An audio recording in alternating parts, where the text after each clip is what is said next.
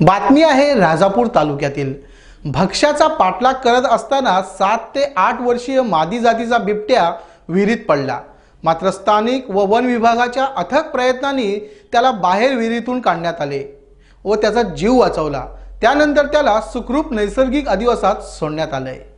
बुधवारी मध्यरात्रीच्या सुमारास आपल्या भक्ष्याचा पाठलाग करताना अंदाज चुकल्याने 7 ते 8 वर्षीय मादी जातीचा बिबट्या विहिरीत पडल्याची घटना मुंबई गोवा महामार्गावर नरकेवाडी येथे घडली आहे।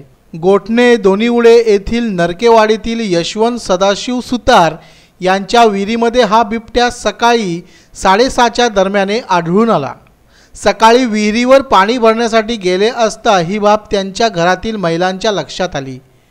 त्यानंतर सुतार यांनी याबाबतची खबर गावचे पोलीस पाटील मांडवकर यांना दिली व राजापूर वन विभागाला कळवण्यात आले। वन विभागचे वनक्षेत्रपाल BR पाटील, राजापूर वनरक्षक सागर गोसावी, विजय महादेव, दीपक चव्हाण आदींनी पिंजरा आणून विहिरीत सोडला व बिबट्याला जिवंत जेरबंद करण्यात यश मिळवले। 2 मीटर 10 सेंटीमीटर लांबी व 75 सेंटीमीटर उंचीचा हा मादी जातीचा बिबट्या असून त्याला नैसर्गिक अधिवासात सोडण्यात आले आहे।